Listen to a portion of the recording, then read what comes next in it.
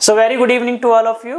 और मैं रवि आज की इस क्लास में आप सभी का बहुत बहुत स्वागत करता हूं और उम्मीद करता हूं कि आप सब बहुत अच्छे होंगे और आप लोग CUET UG 2026 के लिए प्रिपेयर कर रहे हैं अभी से। तो उसके लिए ही हम लोग अपना जो सीरीज स्टार्ट किए थे, आज उस सीरीज का आज सेकंड पार्ट है।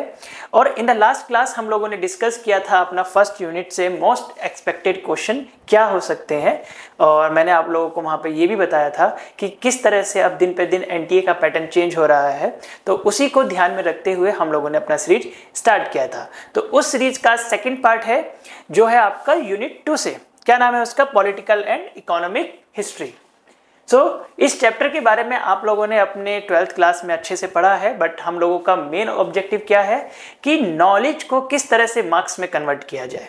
ठीक है, तो नॉलेज तो आप लोगों ने 12th क्लास में लिया ही है। अब उसको किस तरह से मार्क्स में कन्वर्ट करने के लिए हम लोग कर रहे हैं अपना क्वेश्चन प्रैक्टिस। डन। तो चलते हैं हम लोग अपने सेकंड यूनिट की तरफ, और उसमें सबसे पहला क्वेश्चन है आप लोगों का ये, This inscription can be found on which one of the following important sites? I think आप लोगों को ये नीचे एक फोटोग्राफ दिख रहा होगा इंस्क्रिप्शन का, और अगर आपने सेकंड चैप्टर को बहुत अच्छे से पढ़ा होगा तो फर्स्ट पेज पे ही सेकंड चैप्टर के और लेफ्ट साइड में ये आपको फोटो दिख जाएगा। ठीक है, तो अगर किसी ने पढ़ा है तो मुझे बताए कि ये जो इंस्क्रिप्शन का जो फोटो दिया हुआ है ये कौन से स्थान से हमें प्राप्त हुआ है। यह शिलालेख निम्नलिखित में से किस महत्वपूर्ण स्थल से पाया गया है, बताइए। अभी ऐसे क्वेश्चन क्या है, एकदम फैक्चुअल क्वेश्चन है। ठीक है, अब एकदम से याद भी नहीं आता है, बट इसमें भी क्या है, थोड़ा हम लोग गैस वर्क कर सकते हैं, है ना, वो भी मैं आप लोगों को बताऊंगा। बट पहले आप लोग आंसर बताएं कि इसका आंसर क्या होगा। आंसर तो अलग लगा रहे हैं, 4 लोग 4-5 आंसर बता रहे हैं, 5 तो है भी नहीं। ठीक है, अमरावती बता रहा है कोई, अरे सही आंसर बताइए क्या होगा इसका। आंसर है इसका, हाँ किसी ने अभी सही बताया है, आंसर है इसका सांची। क्या है, सांची। ठीक है, अब ऐसे क्वेश्चन में क्या कर सकते हो आप लोग, थोड़ा बहुत गैस वर्क लगा सकते हो क्या। ठीक है, अब पहला इसमें क्या गैस वर्क लगा सकते हो कि ये मोहनजोदाड़ो कुछ अलग नहीं दिख रहा, सब नाम एक जैसे से दिख रहे हैं, अमरावती, सांची, हम्पी, एक टाइम पीरियड के लगभग, है ना। ये मोहनजोदाड़ो इंडस वैली सिविलाइजेशन का थोड़ा अलग है, तो इसको थोड़ा सा हटा सकते हो। अब क्या बचता है, ये 2 बचते हैं। ठीक है, और आप लोगों को पता है कि जब हम लोग इंस्क्रिप्शन पढ़ते हैं तो इंस्क्रिप्शन में भी जो है सांची के इंस्क्रिप्शन के बारे में हम लोग ये अमरावती और हम्पी, मतलब अमरावती से पहले ही पढ़ते हैं। ठीक है, तो अमरावती को भी थोड़ा सा हटा सकते हो। ठीक है, अब हाँ, इन दोनों में 50-50 गैस करना आप लोगों को बनता है। तो इस तरह से ऐसे जो फैक्चुअल क्वेश्चन होते हैं उनमें भी आप लोग थोड़ा बहुत गैस वर्क कर सकते हो, और जो बहुत अजीब तरीके के ऑप्शन दिया होता है आप उसको इजीली एलिमिनेट कर भी सकते हो। ठीक है, तो इन दोनों में से अगर आप लोग को चूज करना हो तो आप क्या है, आंसर सही होगा Sanchi. Is it clear. Next question दिया हुआ है जो कि बहुत ही इंपॉर्टेंट क्वेश्चन है, और मुझे लगता है कि ये क्वेश्चन एक है बट इसके अराउंड जितनी इंफॉर्मेशन है वहां से कोई ना कोई क्वेश्चन पूछा जरूर जा सकता है। क्या है क्वेश्चन, द प्रयाग प्रशस्ति वाज कंपोज्ड बाय, जो प्रयाग प्रशस्ति है उसकी रचना किसने की है। आप लोग आंसर बताइए, क्या आंसर होगा, बोलिए क्या आंसर होगा। हाँ, आंसर है इसका हरिसेन। क्या आंसर है, हरिसेन। ठीक है, अब हरिसेन कौन है, जब इतनी जानकारी हम लोग देख रहे हैं तो थोड़ा सा और देख लेते हैं हरिसेन के बारे में। हरिसेन आपका क्या है, कौन है, ये आपके समुद्रगुप्त के दरबारी कवि हैं। ठीक है, जिन्होंने प्रयाग प्रशस्ति की रचना की है। ठीक है, जिसमें उन्होंने समुद्रगुप्त की विजय, ये भी एक क्वेश्चन बन सकता है कि प्रयाग प्रशस्ति में किस शासक की विजय अभियानों का उल्लेख किया गया है, एक नया क्वेश्चन जनरेट हो सकता है। तो किसकी, समुद्रगुप्त की।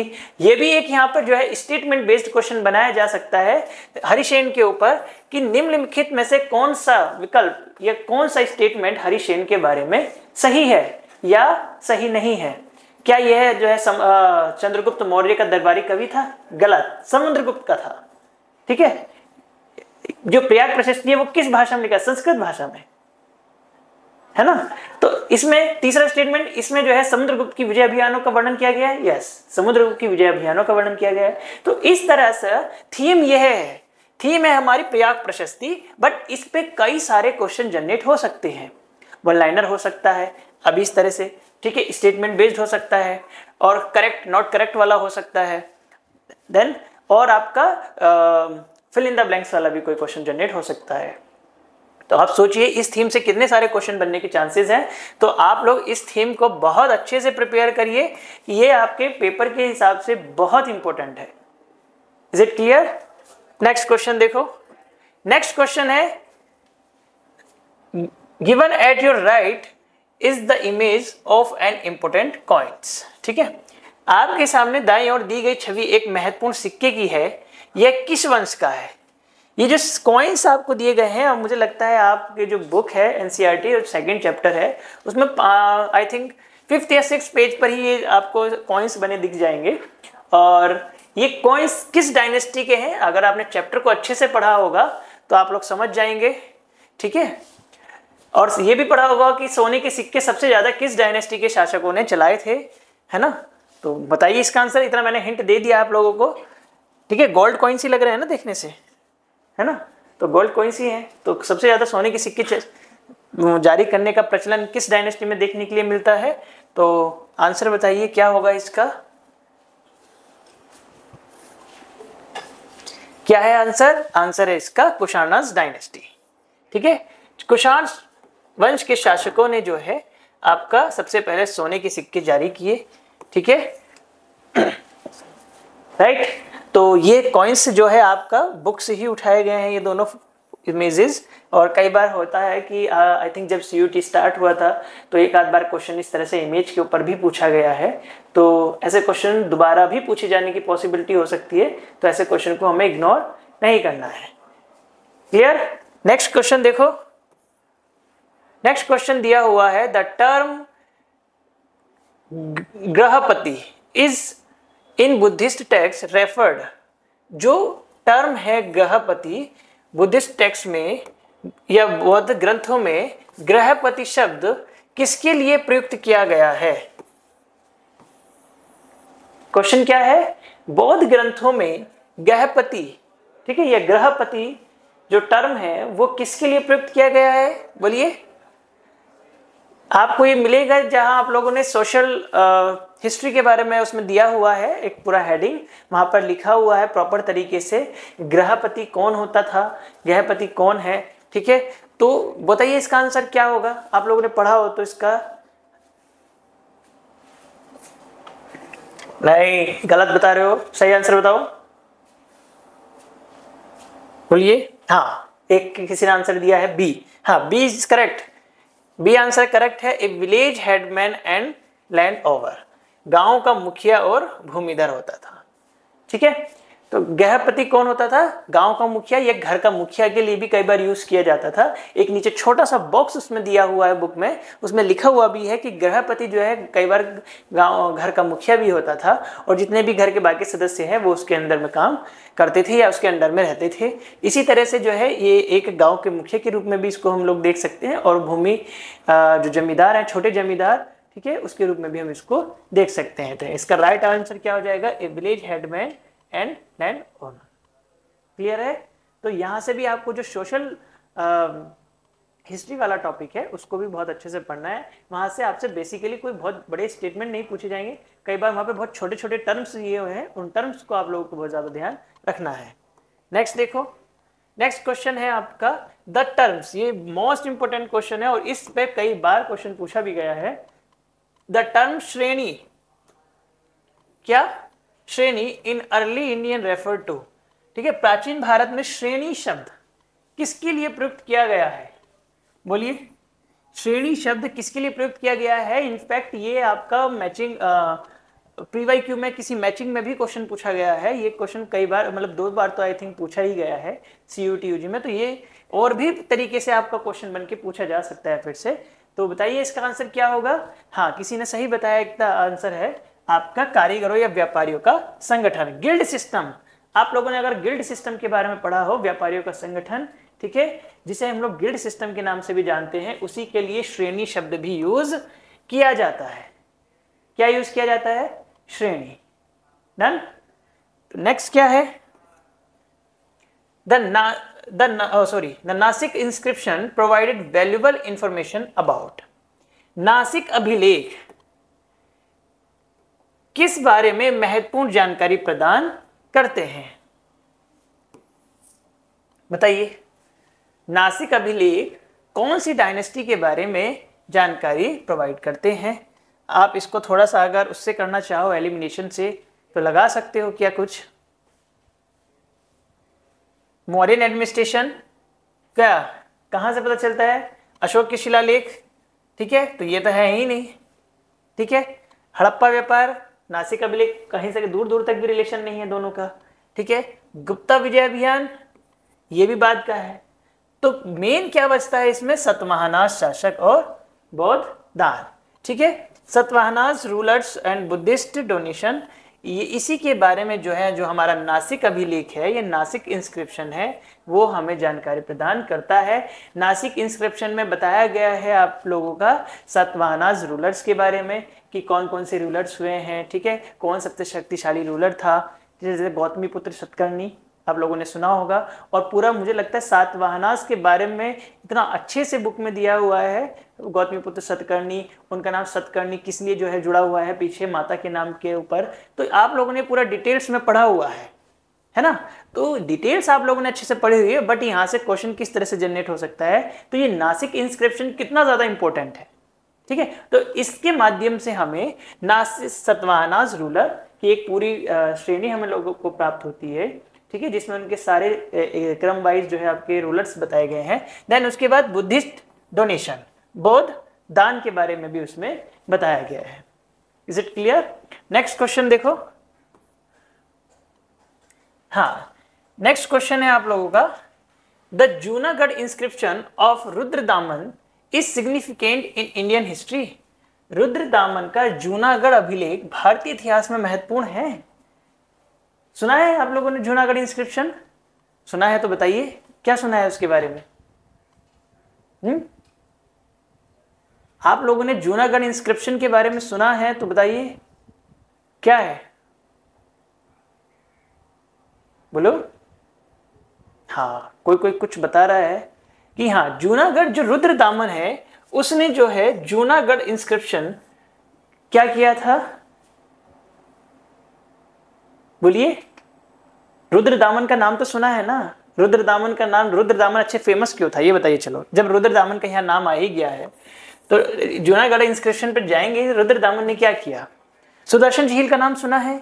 सुदर्शन झील, तो रुद्रदामन ने जो है सुदर्शन झील का पुनर्निर्माण कराया था, उसको बनवाया नहीं था। ये भी बहुत लोगों को कंफ्यूजन रहता है कि जो है सुदर्शन झील का निर्माण कराया था, नहीं, उसको दोबारा से रिनोवेट कराया था। किसने? रुद्रदामन ने, ठीक है। तो रुद्रदामन का जो जूनागढ़ अभिलेख है वो जो है कहीं ना कहीं जो है इसके बारे में, भारतीय इतिहास के बारे में एक महत्वपूर्ण जानकारी हमें प्रोवाइड कराता है। तो रुद्रदामन से आप लोग एक और इंफॉर्मेशन याद रखेंगे, क्या? सुदर्शन झील, ठीक है, सुदर्शन लेक, सुदर्शन लेक को रिनोवेट कराया, दोबारा से पुनर्निर्माण कराया, ठीक है। तो ये याद रखोगे तो पहला स्टेटमेंट क्या है अपने आप में करेक्ट है। दूसरा क्या है? It is the earliest long inscription in classical Sanskrit.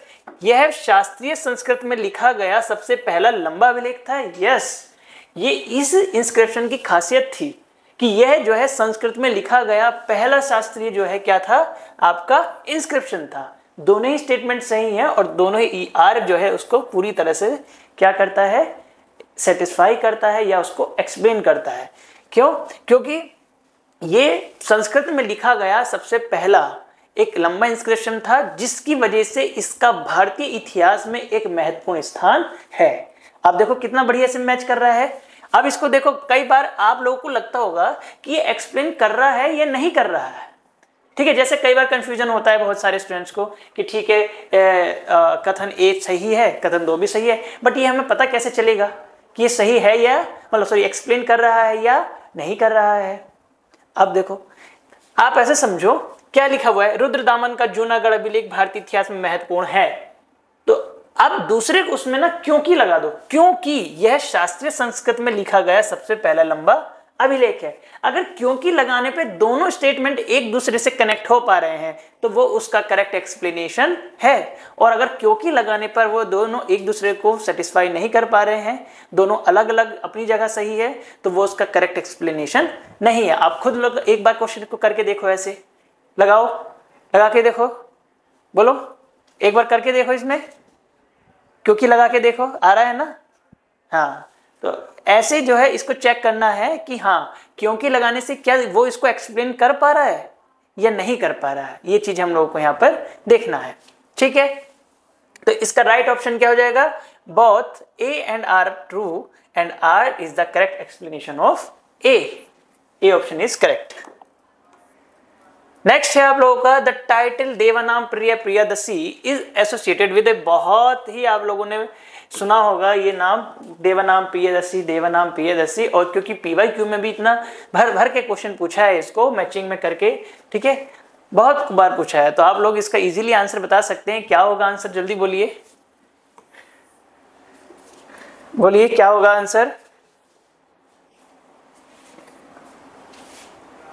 बोलिए।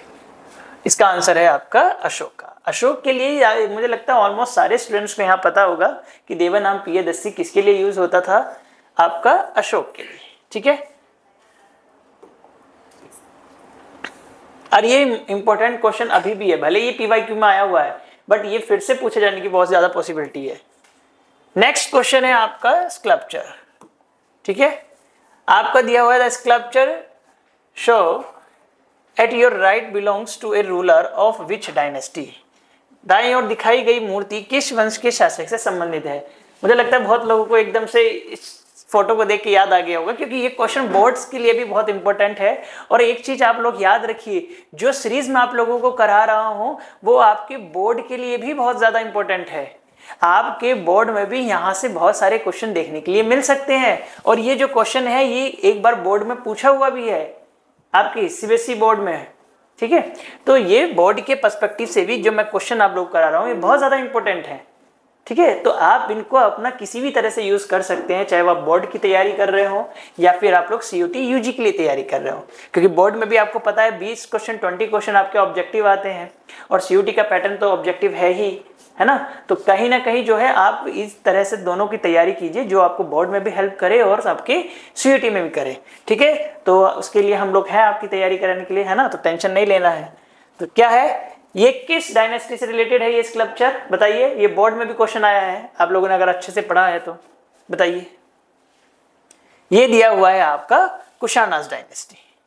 ठीक है, आप लोग बुक को खोलेंगे जैसे ही, आई थिंक उसके 7 या 8 पेज पर ही जो है ये एक मूर्ति बनी हुई है, और उसमें उसके नीचे लिखा हुआ है जो कि नीचे या फिर आई थिंक ऊपर, दोनों में से एक जगह लिखा हुआ है कि ये कुषाण वंश से संबंधित है। ठीक है, तो कई बार ऐसा क्वेश्चन भी जो है एग्जामिनर पूछता है, और बोर्ड में तो पूछे जाने की पूरी पॉसिबिलिटी होती है, बट सीयूटी ने भी एक बार क्वेश्चन इस तरह का पूछा है, तो जो आपकी पेपर की दृष्टि से बहुत ज्यादा इंपॉर्टेंट है। नेक्स्ट क्वेश्चन है रीजनिंग और असर्शन का। ठीक है, फर्स्ट क्वेश्चन है the Prayag Prashasti glorifies Samudragupta as a universal conqueror. ठीक है, क्या है, प्रयाग प्रशस्ति समुद्रगुप्त की सार्वभौम विजेता के रूप में महिमा मंडित करती है। यस, अभी जस्ट मैंने आप लोगों को जब हरिसेन के बारे में आप लोगों को बता रहा था तो तब मैंने डिस्कस किया, और देखो यहाँ पे एक और नया क्वेश्चन जनरेट होकर आ गया। तो प्रयाग प्रशस्ति अपना आप में इतना इंपॉर्टेंट टॉपिक है, इतना इंपॉर्टेंट थीम बोल सकते हो कि वहां से क्वेश्चन पूछे जाने की पॉसिबिलिटी बहुत ज्यादा है। ठीक है, वो आपके बोर्ड्स में भी हो सकती है और आपके सीयूटी में तो हो ही सकती है। बिल्कुल, प्रयाग प्रशस्ति में हरिसेन ने समुद्रगुप्त की विजय अभियानों का वर्णन किया है। नेक्स्ट क्वेश्चन है उसका, he defeated rulers of Dakshinapatha and incorporated them directly into his empire. मतलब उसने दक्षिणापथ के शासकों को हराकर सीधे अपने साम्राज्य में मिला लिया था। रॉन्ग। क्यों? उसने हराया जरूर था, समुद्रगुप्त ने दक्षिणापथ के शासकों को हराया जरूर था, ठीक है, बट उनको जो है डायरेक्ट अपने साम्राज्य में मिलाया नहीं था।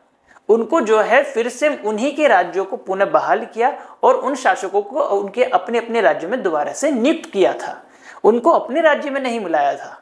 तो इस चीज का ध्यान रखना है, ऐसे स्टेटमेंट घुमा देते हैं कई बार, ठीक है, उसने हराया जरूर, ठीक है, उन्हें हराकर दक्षिणापथ के जो शासक रूलर्स रहे हैं उनको समुद्रगुप्त ने हराया, बट उनको हराने के बाद उनको फिर से जो है एक बार चांस दिया गया कि नहीं आप लोग अपना ही राज्य रखिए, और उनको उनके राज्य में फिर से नियुक्त किया, मतलब फिर से उनका साम्राज्य को बहाल कर दिया, ठीक है, फिर से उनका साम्राज्य दोबारा से चलाने दिया, ठीक है, बट उनको अपने साम्राज्य में नहीं मिलाया था। तो ये स्टेटमेंट क्या है अपने आप में रॉन्ग है, तो क्या ऑप्शन होगा, A is true and R is false, ठीक है। तो ऐसे क्वेश्चन भी हम लोग को ध्यान रखना है। नेक्स्ट क्वेश्चन है,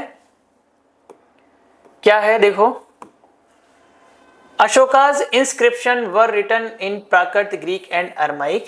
यस, अशोक के जो हमें शिलालेख मिलते हैं, इंस्क्रिप्शन मिलते हैं, वो कई सारे जो है भाषाओं में लिखे हुए मिलते हैं, जैसे आपका ब्राह्मी है, खरोष्टी है, अरमाइक है, ग्रीक है, प्राकृत है, ठीक है, इन सारे जो है हमें लैंग्वेजेस में हमें देखने के लिए मिलते हैं, बिल्कुल सही है। This show the linguistic diversity of his empire. Yes, बिल्कुल सही बात है, यह उसके साम्राज्य की भाषाई विविधता को दर्शाता है, बिल्कुल। अब वही वाला यहां पर लगा के देखोगे, क्योंकि लगा के देखो, लगा के क्या आएगा, क्या क्योंकि लगाने से क्या सेंटेंस दोनों एक दूसरे को सेटिस्फाई कर रहे हैं, लगाओ के देखिए क्या है, बताओ, बोलो बोलो, इसका नहीं कर रहे, दोबारा से करके देखो, कर रहे हैं दोनों एक दूसरे को सेटिस्फाई, लगाओ क्योंकि बीच में, इसमें क्या है, अशोक के शिलालेख प्राकृत, यूनानी, अरमाइक भाषाओं में लिखे गए थे क्योंकि यह उसके साम्राज्य की भाषाई विविधता को दर्शाता है। कर तो रहा है भाई, अलग अलग जगह से मिला है तो क्या उसकी डाइवर्सिटी को तो दिखा रहा है ना, क्यों दिखा रहा है। तो इसका राइट ऑप्शन क्या है, ऑप्शन ए, ठीक है, both A and R are true and R is the correct explanation of A. Is it clear? ठीक है, थोड़ा सा और अच्छे से पढ़िए, मैं आप लोगों को इसीलिए इतना जल्दी हम लोगों ने CUT का शुरू किया है, जिससे आप लोगों को बोर्ड में भी हेल्प मिल सके, है ना। तो आप लोग पढ़िए अभी से, बहुत जितना ज़्यादा मेहनत करेंगे उतना अच्छा कॉलेज आप लोग पा सकते हैं। और मुझे लगता है ज़्यादातर स्टूडेंट्स का एक ड्रीम होता है कि हम दिल्ली यूनिवर्सिटी जाएंगे, है ना। है आप में से कितने लोगों का है क्या? तो जैसे मैं भी देखो हिंदू कॉलेज से हूँ, है ना, तो हिंदू कॉलेज का एक अपना एक अलग क्रेज रहता है कि हाँ हिंदू कॉलेज से है ना। तो अब आप लोगों को भी चाहिए हिंदू हंसराज, तो आप लोगों को करनी पड़ेगी मेहनत, और मेहनत करने के लिए हम लोग हैं आपके साथ, मेहनत करवाने के लिए। तो बस जैसा हम लोग बोलते चल रहे हैं वैसे आप लोग चलते जाइए, फिर क्या हिंदू दूर नहीं, फिर हंसराज दूर नहीं, फिर किरोड़ीमल दूर नहीं, आपको अपना मन पसंदीदा कॉलेज भी मिलेगा, ठीक है। तो नेक्स्ट क्वेश्चन देखिए क्या है, नेक्स्ट है आपका match the following terms with their meaning. कुछ टर्म्स दिए हुए हैं आपके बुक के चैप्टर के, और उनके साथ उनके मीनिंग दिए हुए हैं। तो आप लोगों को ऐसे क्वेश्चन करने का मैंने एक तरीका बताया हुआ है, एलिमिनेशन मेथड। तो एलिमिनेशन मेथड आप लोगों को यूज करना है, क्या हो, बोलिए इसका राइट ऑप्शन क्या होगा, लगाइए एलिमिनेशन मेथड जो सिखाया हूं पहली क्लास में आप लोगों को। अभी श्रेणी मैंने आप लोगों को पढ़ाया था क्या, बोलो पढ़ाया है, बोलो थोड़ा जोर से बोलो, पढ़ाया है ना, अभी जस्ट पीछे क्वेश्चन आया है, हाँ ठीक है। तो लगाओ इसमें, अब एक ऑप्शन पता है तो कैसे हम लोग एलिमिनेशन लगाएंगे, लगाओ एलिमिनेशन मेथड इसमें। हाँ चलो, श्रेणी भी पढ़ाया हो और गहपति भी पढ़ाया हो, ठीक है। तो आप दो तो क्वेश्चन आप लोग को पता ही है, तो आप देखो क्या होगा आंसर। श्रेणी क्या होता है, गिल्ड ऑफ मर्चेंट्स, अभी पढ़ाया तो जस्ट, गिल्ड सिस्टम व्यापारियों का संगठन, ए मिलेगा आपका सेकंड से, और ए आपका सेकंड एक में ही है, right option is correct, A option is correct.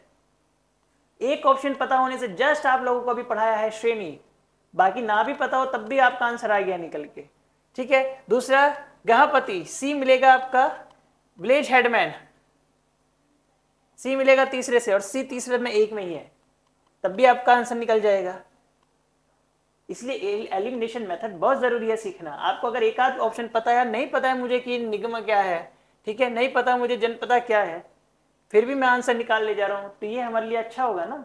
तो एलिमिनेशन मेथड सीखिए और उसको लगाइए जितना ज्यादा क्वेश्चन में लगा सकते हैं। तो इसका राइट ऑप्शन क्या हो जाएगा, ऑप्शन ए। नेक्स्ट क्वेश्चन देखिए, नेक्स्ट क्वेश्चन है match the following rulers with their contribution. एक तरफ उनके रूलर्स दिए हुए हैं और दूसरी तरफ उनका कंट्रीब्यूशन दिया गया है। ठीक है, तो क्या है, फिर से लगाइए एलिमिनेशन मेथड। और मैं आपको इन सारे रूलर्स के बारे में पढ़ा चुका हूं। ठीक है, अभी अशोका के बारे में भी हम लोगों ने थोड़ा सा डिस्कस किया, समुद्रगुप्त के बारे में, रुद्रदामन, इनफैक्ट अभी रुद्रदामन के बारे में मैं आप लोगों को बताया था जस्ट अभी। ठीक है, लगाइए एलिमिनेशन मेथड, क्या होगा बोलिए। हाँ, ऑप्शन किसका क्या निकल के आ रहा है,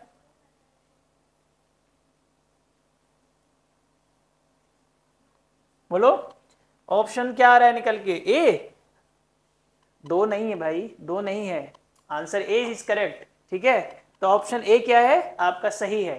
कैसे, अभी तो जस्ट बताया हूं, अशोका की धम्मा नीति, समुद्रगुप्त का कनक्योर ऑफ दक्षिणापथ, जस्ट बताया था कि उसने जो है दक्षिणापथ के जितने भी शासक थे उनको सबको हराया था, और बट उनको हराकर उनके साम्राज्य में उनको फिर से बहाल कर दिया था, उसने अपने साम्राज्य में उनको नहीं मिलाया था, जस्ट अभी पढ़ाया हूं। रुद्रदामन संस्कृत प्रशस्ति, संस्कृत में लिखा गया पहला इंस्क्रिप्शन रुद्रदामन का जूनागढ़ अभिलेख। नेक्स्ट है आपका सतवाहनास, बुद्धिस्ट मोनास्ट्रीज को जो है दान दिया, है ना। तो ये सारा चीज अभी जस्ट पढ़ाया और देखो इसको आपका मैचिंग में करके दे दिया है। तो क्वेश्चन बनाने के लिए क्वेश्चन कैसे भी बनाया जा सकता है, और इस तरीके का क्वेश्चन बहुत ज्यादा इंपॉर्टेंट हो जाता है। जिस तरह से पैटर्न धीरे धीरे चेंज हो रहा है ना, तो इस तरीके का बहुत ज्यादा पूछ सकता है। टर्म्स देगा एंड देन उसके साइड में आपका मीनिंग दे देगा। ठीक है, तो राइट ऑप्शन क्या है आपका, ऑप्शन ए। नेक्स्ट क्वेश्चन देखो, नेक्स्ट क्वेश्चन दिया हुआ है, which of the following is a key difference between Mauryan and Gupta inscription, बोलो। आप लोगों के देखो, मौर्य में हम लोग अगर इंस्क्रिप्शन पढ़ते हैं तो ज्यादातर इंस्क्रिप्शन किसके आते हैं, अशोका के।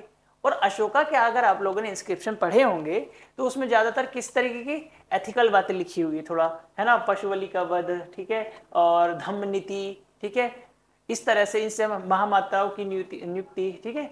तो इस तरह से उसमें क्या है कि एकदम नैतिक चीजें बताई गई हैं, ठीक है, एथिकल वैल्यूज को जो है ज्यादा प्रमोट किया गया है, एथिकल वैल्यूज का क्या महत्व है उस चीज को बताया गया है। बट जहां हम गुप्ता पीरियड में बात पहुंचते हैं तो वहां पर जितने भी इंस्क्रिप्शन हमें देखने के लिए मिलते हैं वो कहीं ना कहीं किसी शासक की विजयों से जुड़े हुए हैं, पॉलिटिकल थिंकिंग से जुड़े हुए हैं या पॉलिटिकल थॉट से जुड़े हुए हैं, है ना। तो जो कहीं ना कहीं उनकी राजनीति विजयों को या राजनीतिक व्यवस्था को कहीं ना कहीं रिप्रेजेंट कर रहे हैं। तो यही दोनों के बीच में बहुत ज्यादा डिफरेंस है कि मॉडर्न इंस्क्रिप्शन जो है वो आपके नैतिक वैल्यू पर ज्यादा आधारित है, और जो आपके गुप्ता इंस्क्रिप्शन है वो कहीं ना कहीं राजनीतिक थॉट पर ज्यादा आधारित है। ठीक है, तो अब इतना डिस्क्रिप्शन मैंने बता दिया है तो आप लोग आंसर मुझे आइडेंटिफाई करके बता ही सकते हो। बताइए इसका राइट ऑप्शन क्या होगा, बोलिए क्या ऑप्शन होगा इसका।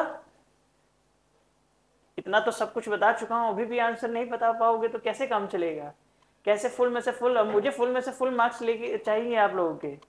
हाँ, आप कैसे मेहनत करोगे मुझे नहीं पता है, ठीक है, आप लोगों को मैं जितना मेहनत करा सकता हूं मैं उतना कराऊंगा, आपको इंपॉर्टेंट क्वेश्चन भी कराऊंगा, PYQs भी कराऊंगा, इनफैक्ट हम लोग एक सीरीज और भी शुरू करेंगे 1 पेज नोट्स, ठीक है।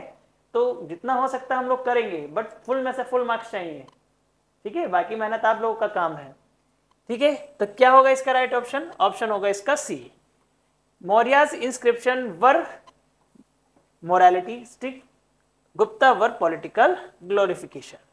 जैसा अभी ये मैंने आपको एक्सप्लेन किया है कि जो आपके मौर्यन इंस्क्रिप्शन है वो कहीं ना कहीं क्या है, मॉरल वैल्यूज या एथिकल वैल्यूज को जो है डिपिक्ट करते हैं, और जो गुप्ता इंस्क्रिप्शन है वो कहीं ना कहीं पॉलिटिकल थॉट को डिपिक्ट करते हैं। क्लियर। नेक्स्ट देखो, नेक्स्ट है आपका रीजनिंग और असेशन का क्वेश्चन है। क्या दिया हुआ है, the Arthashastra recommends espionage as a tool of governance, Arthashastra शासन के उपकरणों के रूप में गुप्तचर की अनुशंसा करता है। ठीक है, बिल्कुल करता है, सही बात है, अभी मैं समझाऊंगा भी क्या है।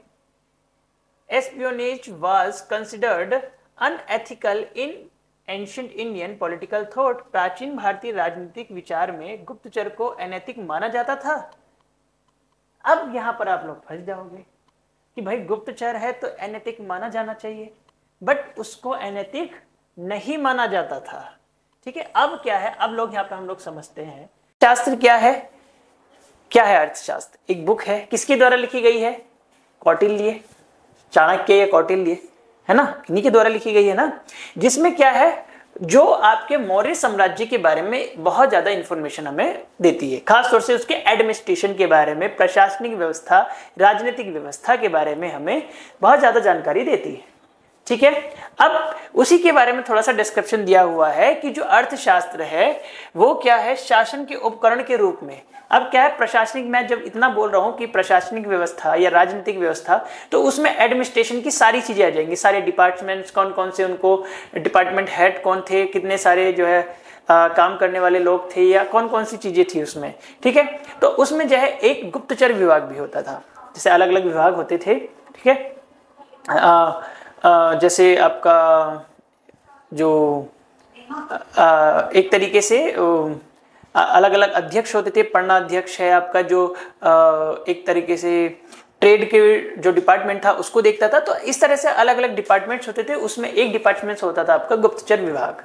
ठीक है, तो उसी की बात कर रहा है ये कि जो अर्थशास्त्र है वो हमें गुप्तचर विभाग के बारे में बताता है, बिल्कुल बताता है। लेकिन उस टाइम पर क्या गुप्तचर को अनैतिक माना जाता था, अनएथिकल माना जाता था? नहीं, उसको अनैतिक नहीं माना जाता था।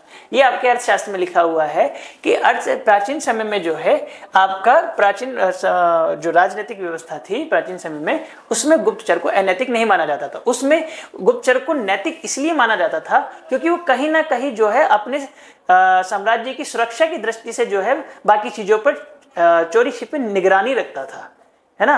आपका कोई, अब जैसे अब मैं इस चीज के लिए बोलूं कि आपके पेरेंट्स आपको चोरी छिपे ये देख रहे हैं कि हाँ हमारा बच्चा पढ़ रहा है या नहीं पढ़ रहा है, तो क्या वो अनैतिक हो जाएगा? नहीं होगा ना। क्यों? क्योंकि उनका वो कर्तव्य है, उनका वही काम है कि वो आप पे थोड़ा सा निगरानी रखे। एक तरीके से वो गुप्तचर हो गए, है ना, है ना, जो चोरी छिपे जो है आप पे निगरानी रख रहे हैं। तो इसी तरह से जो है जो गुप्तचर होते थे उनका काम ही ये होता था कि वह अपने साम्राज्य को चोरी मतलब निगरानी रखे उसकी। तो उसके लिए गुप्तचर का जो पद था उसको अनैतिक नहीं माना जाता था। तो ये ऑप्शन हो गया आपका इनकरेक्ट। तो ऑप्शन ए इज करेक्ट और ऑप्शन आर इनकरेक्ट। आंसर हो जाएगा ऑप्शन सी। क्लियर? नेक्स्ट देखो, नेक्स्ट क्वेश्चन है आपका the introduction of paddy transplantation in 600 to 500 BCE is significant because लगभग 600 से 500 ईसा पूर्व में धान की रोपाई का महत्व क्या था? क्या होगा आंसर बोलो। अब आप लोगों ने अगर पढ़ा होगा कि 600 BCE जब टाइम पीरियड स्टार्ट हुआ तो उस टाइम पर जो है काफी ज्यादा चेंजेस हम लोगों को देखने के लिए मिले थे, चाहे वो आपका एग्रीकल्चर सेक्टर हो या आपका पॉलिटिकल सेक्टर हो। महाजनपदास की स्टार्टिंग हो रही है, एग्रीकल्चर में जो है बढ़ोतरी हो रही है, ठीक है। तो उस टाइम पे हमें काफी सारे चेंजेस देखने के लिए मिल रहे हैं। तो ये आपका क्वेश्चन जो है आपका एग्रीकल्चर से है, तो इसका बताइए क्या ऑप्शन होगा।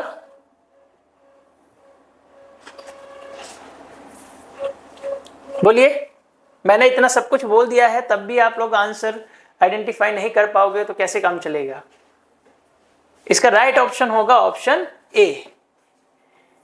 क्या है ऑप्शन ए। अब धान की रोपाई, पैडी ट्रांसप्लांटेशन हो रहा है, ठीक है, तो उसका क्या महत्व था? क्यों? It mark the beginning of the settled agriculture in India. क्या है? भारत में स्थायी कृषि की शुरुआत हो रही थी। अभी मैंने जस्ट आपको बताया कि 600 BCE के टाइम पर कई सारे चेंजेस हमें देखने के लिए मिले। महाजनपदास का उदय हुआ, ठीक है, उसके बाद जो है नगरीकरण हुआ, अर्बनाइजेशन हमें लोगों को देखने के लिए मिला, ठीक है। दूसरा एग्रीकल्चर में जो है हमारे बहुत ज्यादा वृद्धि देखने के लिए मिली। तो ये सारी चेंजेस हमें दिखाई दे रहे थे। अब क्या है, इसके ऑप्शन और भी ठीक है इस कॉन्टेक्स्ट में, बट इसकी कॉन्टेक्स्ट में ठीक नहीं है पैडी ट्रांसप्लांटेशन के, ठीक है। ये सारी घटनाएं जो है सारी आपकी 600 से 500 BCE के बीच हुई है। जैसे आपका कृषि की शुरुआत हुई, एग्रीकल्चर की, अर्बनाइजेशन में आप लोगों को बता ही रहा हूं हुआ है, ठीक है, और मगध शासकों का आरंभ हुआ, ठीक है। तो ये सारी ठीक है, बट हमसे पूछा है पैडी ट्रांसप्लांटेशन का क्या महत्व था उसके कॉन्टेक्स्ट में पूछा है, तो वो था कि इस टाइम पर हमें स्थायी कृषि की शुरुआत देखने के लिए मिल रही थी। तो इस तरह से स्टेटमेंट देखो घुमा सकता है बहुत ज्यादा, तो हमें ये चीज ध्यान रखना है, ठीक है। नेक्स्ट क्वेश्चन देखो, the earliest inscriptional evidences of land grants, ठीक है, इज एसोसिएटेड विद। भूमि अनुदान के प्रथम या सबसे प्राचीन अभिलेख के प्रमाण किससे संबंधित है? बोलिए। सबसे पहले जो है लैंड ग्रांट्स देने की शुरुआत किन शासकों ने की, ये भी क्वेश्चन पूछ सकता है, या ये पूछ सकता है भूमि अनुदान के सबसे प्राचीन अभिलेख प्रमाण किस वंश से संबंधित है, ठीक है। और अनुदान लैंड ग्रांट्स पर और भी क्वेश्चन बनाए जा सकते हैं स्टेटमेंट बेस्ड, कि लैंड ग्रांट्स के कॉन्टेक्स्ट में निम्नलिखित स्टेटमेंट पर विचार कीजिए। फर्स्ट स्टेटमेंट दे सकता है कि ये सतवाहनास के द्वारा स्टार्ट किए गए, ठीक है, ये हमें सबसे पहले 100 सी के दौरान हमें देखने के लिए मिलते हैं, ठीक है। दूसरा आपका ये जो लैंड ग्रांट्स है जनरली ब्राह्मण्स और बुद्धिज्म के लोगों को दिए जाते थे। तो इस तरह से 3-4 स्टेटमेंट्स यहाँ पर क्रिएट किए जा सकते हैं, ठीक है। अभी देखो एक क्वेश्चन यहाँ दिया हुआ है और मैंने 3-4 क्वेश्चन आप लोगों के सामने बता दिए। तो थीम आप लोगों को याद रखना है लैंड ग्रांट्स, और इंपॉर्टेंट है बहुत, यहाँ से पहले भी क्वेश्चन बनता रहा है और आगे भी क्वेश्चन आने की पूरी पॉसिबिलिटी है, ठीक है। लैंड ग्रांट्स मतलब भूमि अनुदान, क्या है? भूमि अनुदान, ठीक है। तो यहां से क्वेश्चन बनने की बहुत ज्यादा पॉसिबिलिटी है। तो अभी देखो इतना चीजें मैंने डिस्कस ऑलरेडी कर दिया है, तो क्या ऑप्शन होगा बताओ? इसका ऑप्शन है आपका सतवाहनास, ठीक है। सतवाहनास ही ऐसे मतलब सातवाहनास ही जो है ऐसे रूलर रहे हैं जिन्होंने सबसे पहले भूमि अनुदान मतलब लैंड ग्रांट्स की शुरुआत की। कब की थी? 100 ईस्वी में, 100 सीई में, ठीक है। और ये लैंड ग्रांट्स किसको दिए जाते थे? जब यहाँ लैंड ग्रांट्स की बात चल रही है तो ये किसको दिए जाते थे? सबसे ज्यादा जो है आपको ब्राह्मण्स को और फिर आपके बुद्धिस्ट नास्तिस, ठीक है। तो ब्राह्मण्स को, अब ब्राह्मण्स को दिए जाने वाले लैंड ग्रांट्स अलग अलग तरीके के होते थे, जिसे अग्रहाराज भी कहा जाता है। ब्रह्मदेय आपका क्या है? एक तरीके का लैंड ग्रांट्स है। अग्रहार क्या है? लैंड ग्रांट्स है। तो ये सब क्या है? लैंड ग्रांट्स के टाइप से, है ना। अलग अलग रूप में जो है लैंड ग्रांट्स दिया जाता था, ठीक है। ब्राह्मण्स को दिया जाता था, सबसे पहले ब्राह्मण्स को दिया गया, फिर बुद्धिस्ट मोनास्ट्रीज को दिया गया, फिर कुछ स्पेसिफिक लोगों को भी दिया जाता था बाद में, ठीक है। तो ये इसका डिटेल्स है। आप इसके बारे में और थोड़ा सा अगर अपनी बुक में जाओगे तो वहां पे और दिया हुआ है, इसको अच्छे से पढ़ना। बट लैंड ग्रांट्स बहुत इंपॉर्टेंट थीम है, आप लोगों का यहाँ से क्वेश्चन आने की पूरी पॉसिबिलिटी है। नेक्स्ट क्वेश्चन देखो, नेक्स्ट क्वेश्चन दिया है, ठीक है। The accession of Kanishka is debated because, ठीक है, कनिष्क के अभिषेक विवादास्पद क्यों है? ठीक है, कनिष्क का जो अभिषेक है, ये कनिष्क का जो टाइम पीरियड है वो बहुत ज्यादा डिबेटिकल क्यों है? पहला ऑप्शन दिया है his empire left no inscription. दूसरा है the exact date is uncertain and linked to the Shaka's era. Third है he ruled only briefly. Four है आपका his region was confirmed to Gandhara. अब देखो एक चीज ऐसे क्वेश्चन में क्या एलिमिनेट कर सकते हो? अब ऐसे क्वेश्चन में हमें नहीं पता चल रहा है कि क्वेश्चन कैसे होगा सॉल्व, हमें नहीं पता है, बट फिर भी क्या ट्रिक लगा सकते हो, एलिमिनेशन कैसे कर सकते हो? देखो एक तो याद रखो कि जिसमें जहां पर बहुत ज्यादा कंफर्मेशन दिया जाए ना, ओनली या बहुत ज्यादा एकदम कंफर्म बात बताई जा रही है, जनरली वहां पर नहीं होता है। जैसे यहाँ क्या लिखा हुआ है, केवल, केवल गांधार तक सीमित था, कंफर्म गांधार था नहीं। अब कोई सी एक रूलर ने शासक किया है तो जनरली थोड़ी ना कि हाँ इतनी पर्टिकुलर इतनी जमीन पे किया होगा, उसका कहीं ना कहीं और विस्तार जरूर रहा होगा। आपने अगर पढ़ा होगा तो उसका कनिष्क का साम्राज्य ठीक ठाक फैला हुआ था, सिर्फ गांधार तक नहीं था, ठीक है। तो ऐसा ऑप्शन आपका आराम से हट सकता है, एलिमिनेट कर दिया है एक ऑप्शन। दूसरा उसका लिखा है कि क्या, उसमें लिखा है नो, क्या कोई इंस्क्रिप्शन नहीं होगा, जबकि इसके बारे में कनिष्क के बारे में एक मतलब जो सबसे फेमस इंस्क्रिप्शन है रबतक का इंस्क्रिप्शन। कौन सा है? रबतक। रबतक इंस्क्रिप्शन जो है आपका किसके बारे में है? कनिष्क के बारे में हमें इंफॉर्मेशन प्रोवाइड कराता है। तो ये स्टेटमेंट भी अपने आप में क्या है? रॉन्ग है। उसमें लिखा है कि क्या इसके बारे में कोई इंस्क्रिप्शन जो है हमें इंफॉर्मेशन प्रोवाइड नहीं कराता है, तो रॉन्ग है ये, ठीक है। तो दो ऑप्शन एलिमिनेट कर चुके हैं, जबकि हमें इस क्वेश्चन के बारे में कोई आइडिया नहीं था, फिर भी हम 2 एलिमिनेशन मेथड से 2 ऑप्शन कट कर चुके हैं। अब बचता है 50-50, आर का और पार का मुकाबला, जो जीता वही सिकंदर। ठीक है, तो क्या है अब थर्ड और देखो, थर्ड में क्या लिखा हुआ, ही रूल्ड ओनली ब्रीफली। अभी जस्ट मैंने बताया है, जहां ओनली ये एकदम कंफर्म जैसी बातें की जा रही है कि इसके अलावा कुछ और है ही नहीं, तो वो तो ऑटोमेटिकली ही गलत होता है।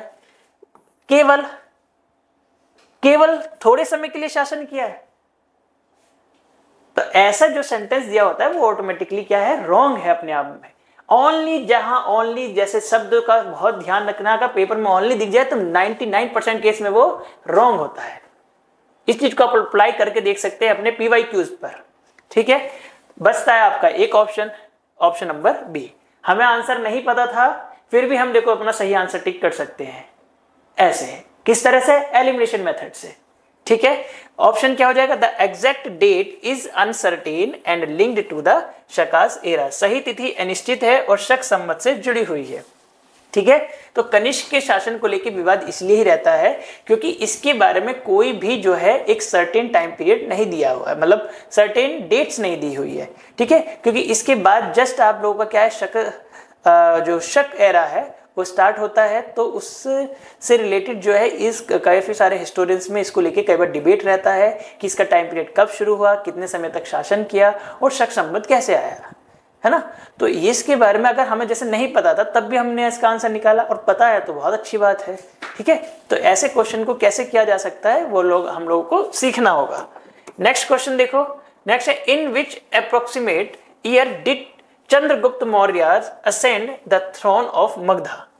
लगभग किस वर्ष में चंद्रगुप्त मौर्य ने मगध के सिंहासन पर अधिकार किया था। एकदम फैक्चुअल है ये, इसमें कोई वो नहीं है।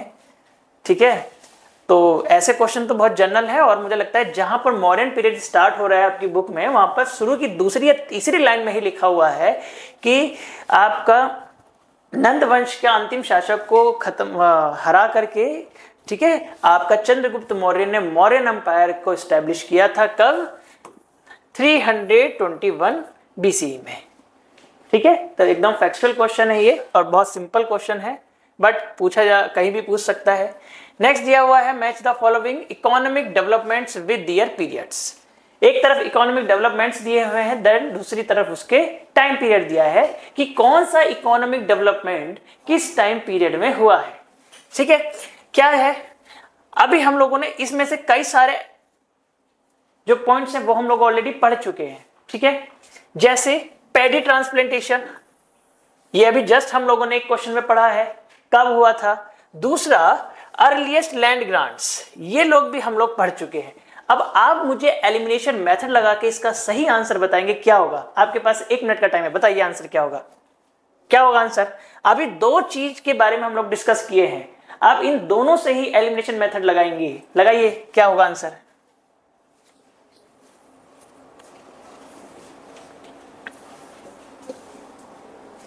बोलिए क्या आंसर होगा।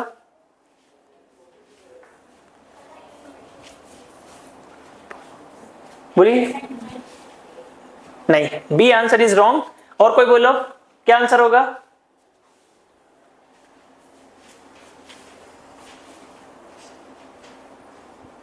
क्या आंसर होगा, हाँ किसी ने, एक ने बोला है option A, option A is correct.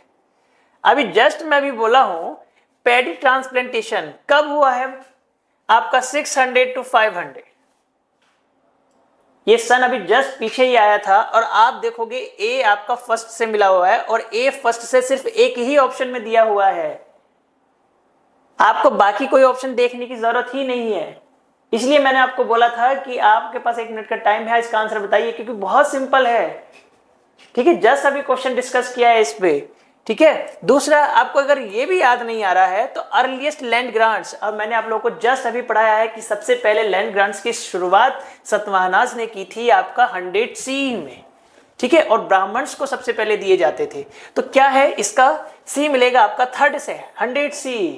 तो देख लो, सी मिलेगा थर्ड से, एक ही ऑप्शन में दिया हुआ है, आप इससे भी निकाल सकते थे। राइट ऑप्शन क्या हो जाएगा, option A. Is it clear. हाँ, आपको एलिमिनेशन मेथड लगाना है, जरूर लगाना है, उससे आपका टाइम बचेगा बहुत ज्यादा। नेक्स्ट क्वेश्चन देखो, the invasion of Alexander took place in, क्या होगा वो, सिकंदर का आक्रमण कब हुआ था, बोलो। आपकी बुक में दिया हुआ है ये, मौर्यन अंपायर स्टार्ट होने से पहले ही ये आप लोगों का दिया हुआ है, अलेक्जेंडर इन्वेजन। बताइए क्या होगा ऑप्शन, एकदम फैक्चुअल क्वेश्चन है ये, 327 से 325 बीसी। ठीक है, हाँ, इस तरह का क्वेश्चन भी कई बार पूछे जाने की पॉसिबिलिटी बहुत ज्यादा होती है।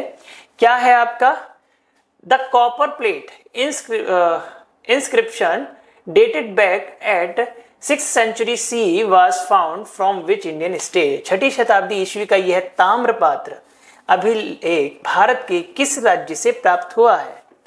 अब ऐसा क्वेश्चन देखो हर कोई स्टूडेंट तो नहीं कर पाता है, नो टू बी ऑनेस्ट, हर कोई स्टूडेंट नहीं कर पाएगा।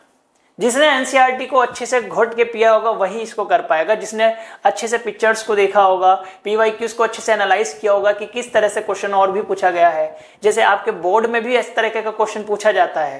ठीक है, तो आप मान के चलिए जितना क्वेश्चन मैं आप लोगों को करा रहा हूं वो कहीं ना कहीं आपके बोर्ड के लिए भी बहुत ज्यादा इंपॉर्टेंट है। बोर्ड आ रहा है आप लोगों का पास में, आप बोर्ड के लिए भी इन क्वेश्चन को रेफर कर सकते हो, आपको बहुत सारे क्वेश्चन देखने के लिए मिल जाएंगे जिस तरह से हम लोगों का सीरीज चल रहा है। ठीक है, तो इस तरीका का क्वेश्चन बोर्ड में तो आता ही आता है और सीयूटी में भी एक आध बार पूछा हुआ है। तो बताइए इसका आंसर क्या होगा, आप लोगों ने चैप्टर अच्छे से पढ़ा होगा तो बताइए क्या ऑप्शन है इसका। ऑप्शन है इसका, नहीं ऑप्शन ए नहीं है, क्या कर रहे हो आप लोग, ऐसे गलत आंसर नहीं बताना है।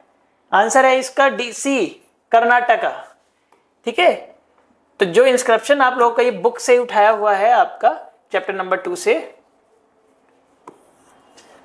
ठीक है, तो ये इंस्क्रिप्शन दिया हुआ है आपके बुक में, तो ये आपका उसके नीचे लिखा हुआ है कि ये इंस्क्रिप्शन कहां से मिला है, आपका कर्नाटका से। ठीक है, जो कि ताम्र पत्र पर लिखा हुआ है एक इंस्क्रिप्शन है, ये कर्नाटका से मिला है। नेक्स्ट क्वेश्चन देखो, Chandragupta Maurya ascended the throne in, Chandragupta Maurya ने सिंहासन पर कब अधिकार किया। ठीक है, ये क्वेश्चन थोड़ा सा पहले जैसा आ गया है। ठीक है, अब तो इसका आंसर आप लोग बता ही दोगे, ऑप्शन नंबर बी। ठीक है, कि चंद्रगुप्त मौर्य कब सिंहासन पर बैठा, 321 ईसा पूर्व में। ठीक है, पिछले जैसा ही क्वेश्चन है। नेक्स्ट क्वेश्चन है आप लोगों का, मैच द फॉलोइंग। ठीक है, अब इसका आंसर आप लोगों को मुझे बताना है, लगाओ एलिमिनेशन मेथड। ठीक है, बताओ क्या होगा आंसर।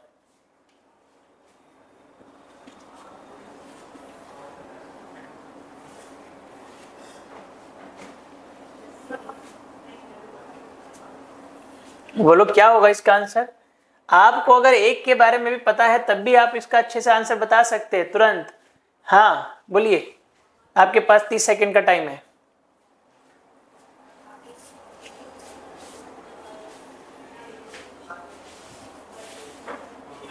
ऑप्शन ए, हाँ ठीक है, ऑप्शन ए इज करेक्ट। क्या है, सतवाहनास। ठीक है, आप सतवाहनास से भी थोड़ा सा पता, अब इसमें थोड़ा सा कंफ्यूजन क्या हो रहा होगा इस बच्चों को, मैं बता देता हूं कि दो दो जगह जो है इस तरह से लिखा हुआ है।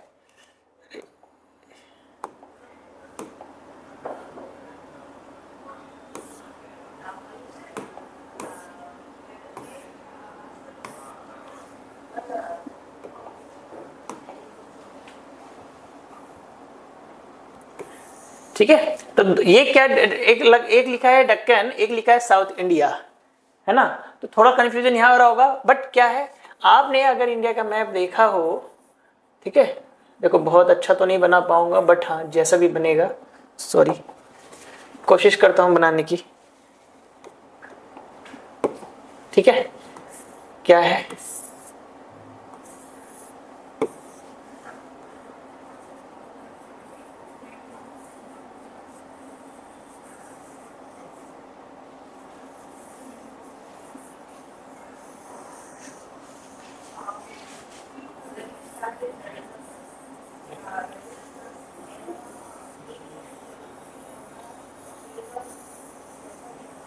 ठीक है, ये आपका इंडिया का मैप डन।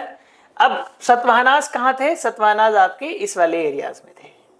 ठीक है, अब उसने लिखा है चोलास, चेराज एंड पांड्याज, ये लिखा साउथ इंडिया, दक्षिण भारत, ठीक है। इधर आपका चेराज है, चोलास है एंड पांड्याज है, तीनों आपके साउथ इंडिया में, ठीक है।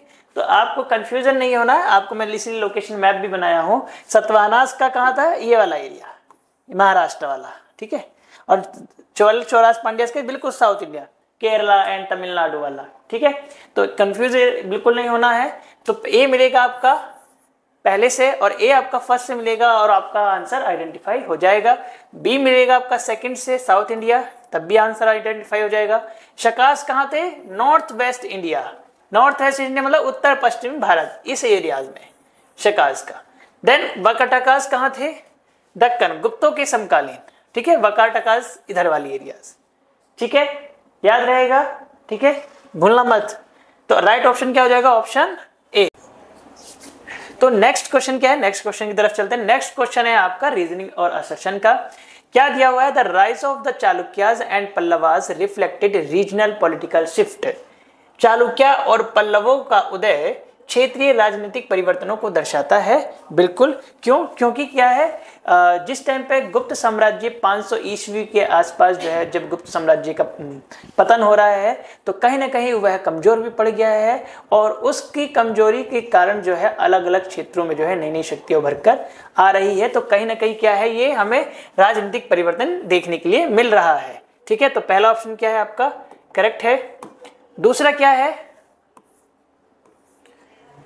ठीक है, दूसरा क्या है, गुप्त जैसे उत्तरी साम्राज्य कमजोर हो गए थे जिससे दक्षिणी शक्तियों के लिए अवसर मिला। जस्ट अभी मैंने ये बोला ही है कि 500 ईस्वी के आसपास गुप्त साम्राज्य के पतन के बाद साथ ही जो है गुप्त साम्राज्य कमजोर पड़ गया और जिसका फायदा जो है दूसरी क्षेत्रीय शक्तियों ने लिया और उन क्षेत्रीय शक्तियों के रूप में दक्षिण भारत में हमें चालुक्यास और पल्लवों का उदय दिखाई देता है। तो दोनों स्टेटमेंट ही अपने आप में कहने की करेक्ट है और इसको वैसे भी लगा के देख सकते हो क्योंकि क्या है, चालुक्य और पल्लवों का उदय क्षेत्रीय राजनीतिक परिवर्तन का दर्शाता है। क्योंकि इसे जोड़ के देख सकते हो, क्योंकि गुप्त जैसे उत्तरी साम्राज्य कमजोर हो गए थे जिससे दक्षिणी शक्तियों के लिए अवसर बना। तो दोनों ही स्टेटमेंट क्या है, अपना में सही है और जो है बी आपका ए का करेक्ट एक्सप्लेनेशन है।